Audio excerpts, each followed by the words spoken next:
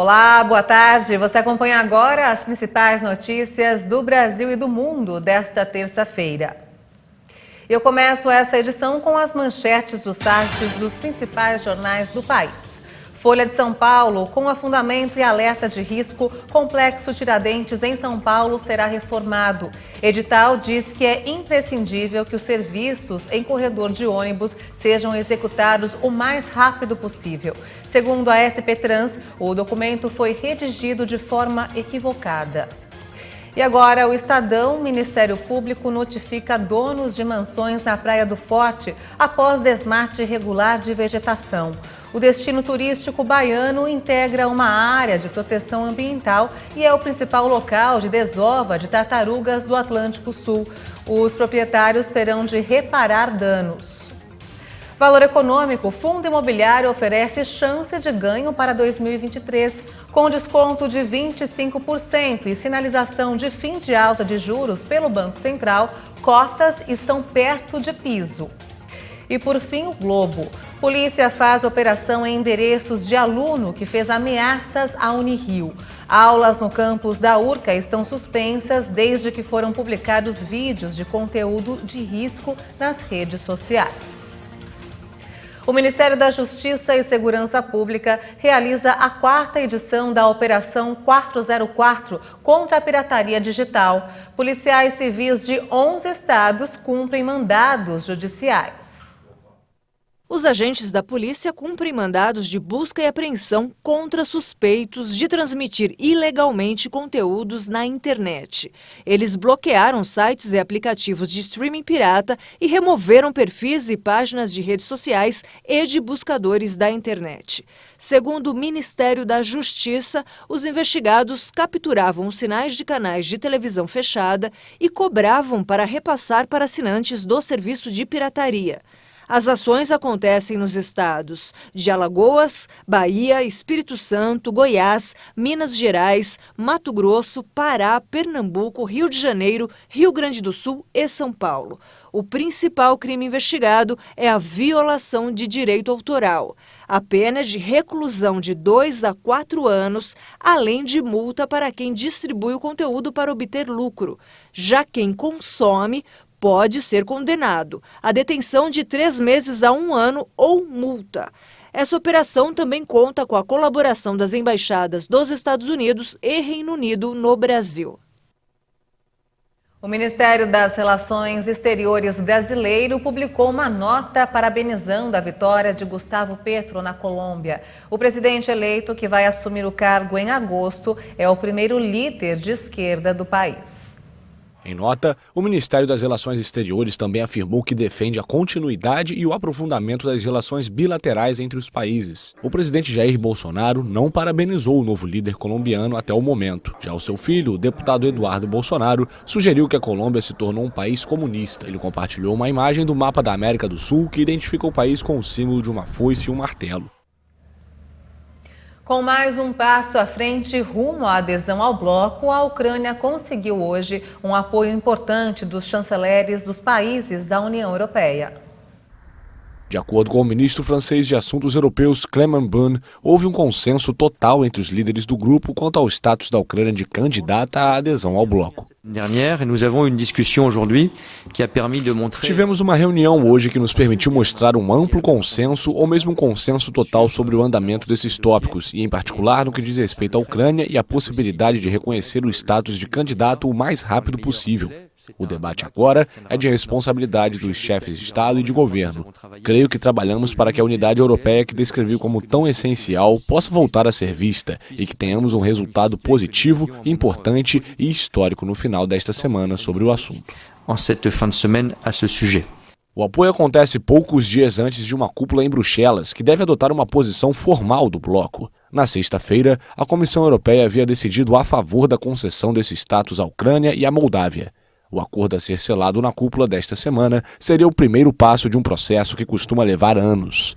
De acordo com o ministro das Relações Exteriores de Luxemburgo, Jan Asselborn, a União Europeia está prestes a dizer à Rússia que a Ucrânia faz parte da Europa. E a Rússia prometeu hoje que a Lituânia vai sofrer sérias consequências. O governo lituano impôs restrições ao trânsito para o enclave russo de Kaliningrado, como parte das sanções ocidentais pela guerra na Ucrânia. Durante visita à região, o secretário do Conselho de Segurança da Rússia, Nikolai Patrushev, afirmou que o país está elaborando medidas apropriadas no nível interministerial, que serão adotadas em breve. Citado pela agência de notícias Interfax, Nikolai acrescentou que haverá sérias consequências negativas para a população da Lituânia. Na segunda-feira, a Rússia disse que a Lituânia havia introduzido restrições ao tráfego ferroviário para a região de Kaliningrado, no fim de semana como parte das sanções europeias pela invasão da Ucrânia. Este enclave estratégico e militarizado, sede da frota russa no Mar Báltico, faz fronteira com a Lituânia e a Polônia, dois países membros da OTAN e da União Europeia que apontam firmemente a Ucrânia desde o início do conflito. A diplomacia russa acusou a União Europeia de encorajar uma escalada e exigiu a restauração imediata do trânsito. Denunciando um bloqueio, o governador de Kaliningrado, Anton Alikhanov, estimou que entre 40% e 50% das importações do enclave poderão sofrer restrições. O presidente russo Vladimir Putin discursou hoje no Kremlin a jovens graduados das academias militares russas, dizendo que está orgulhoso da ação de seus soldados na Ucrânia e prometeu fortalecer ainda mais seu exército.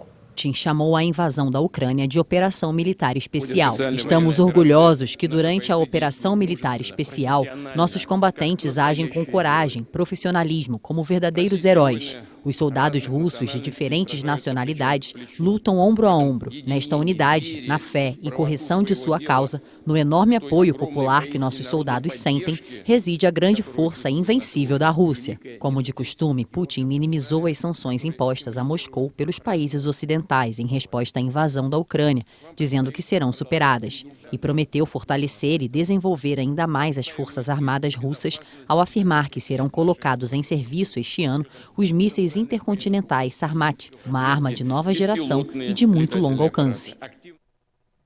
Os tribunais brasileiros têm registrado um número cada vez maior de guarda compartilhada de pets. Olha só.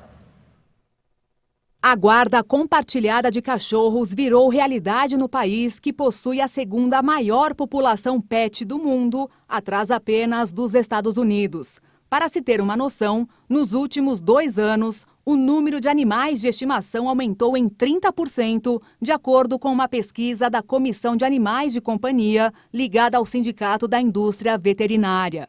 Histórias de cachorros que, após a separação de seus donos, começaram a revezar entre 2 lares, se tornaram comuns, mas nem sempre com decisões harmônicas entre os donos. A chamada família multiespécie vem ganhando espaço como um tema desafiador para a justiça, que encara disputas em processos similares à separação com filhos. Casos desse tipo antigamente iam parar na vara civil, onde o pet era tratado como um bem.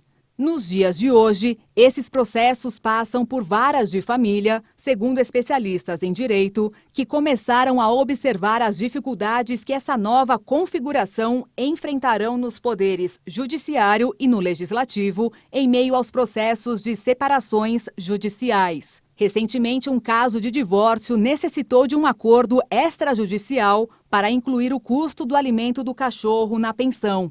Outro episódio semelhante ocorreu com um cachorro da raça Dachshund, onde sua tutora servidora pública ganhou um processo que durou quase 2 anos.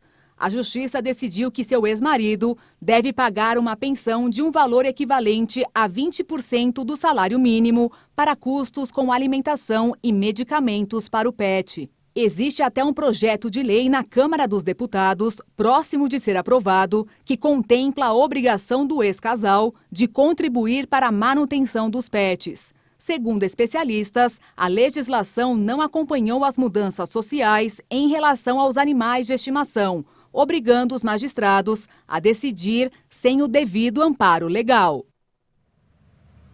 E essa edição fica por aqui. Eu volto logo mais no Jornal das 18h30 com outras informações. Obrigada pela sua companhia e até lá. Tchau.